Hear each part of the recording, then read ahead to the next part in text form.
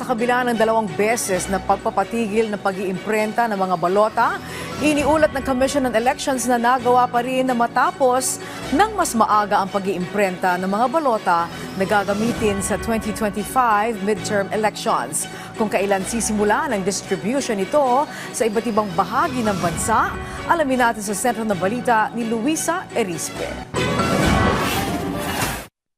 Tapos na ang Commission on Elections sa pag-iimprenta ng mga balota na gagamitin sa Hatol ng Bayan 2025 sa kabila yan ng 2 beses na pagkakaantala at pag-ulit ng pag-iimprenta nitong Enero. Katunayan, sabi ng COMELEC, mas maaga pang natapos ang printing kaysa sa target nito na March 25. Bagamat nagkaroon tayo ng aberya nung nagsisimula tayo ng printing, tatandaan po ng lahat nag-print tayo, nag-start tayo officially January 27. Napatunayan natin na kaya natin gawin ng isang bagay bagamat madaming balakid. Ang kabuuang bilang ng inimprenta ng COMELEC kasama ang National Printing Office at Miro Systems Company Limited ay higit 68,500,000 na balota. Dapat ay nasa 71 million ito, pero hindi na kasi kasamang inimprenta ngayon ang mga balota para sa parliamentary election sa Bangsamoro Autonomous Region in Muslim Mindanao o BARM. Naniniwala naman ang COMELEC, malaking bagay ang pagdaragdag ng mga makina ng NPO para mapabilis ang proseso. Isa sa mga dahilan kung bakit tayo naging successful dito ay dahil sa strategy na inadapt natin na kung saan meron tayong HP printers, 2 yun, at yung nandito ay Canon printers ng NPO na 4 naman.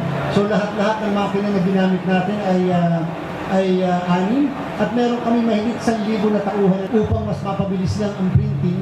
Kahit tapos na ang pag-iimprenta, dadaan pa rin sa verification ng mga balota. Kapag may hindi pumasa, ay agad na ire-reprint ng COMELEC. Sa ngayon, nasa 50% na ang na-verify na balota at target nilang matapos sa Abril kasama na ang reprinting. Kahit may isang presinto na may problema o nagkaroon ng isang defective ballot, ay nire-reprint din kaagad ng National Printing Office at ng HP printers sapagkat gusto natin on the same day kung ano yung nakita na dapat i-reprint a day before ay kaagad i-reprint. Ang verification ay matatapos mga April 20 to 21.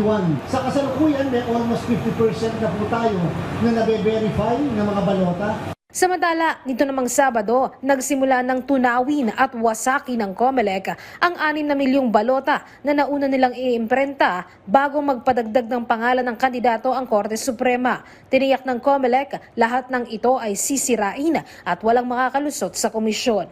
Luisa Erispe para sa Pambansang TV sa Bagong Pilipinas.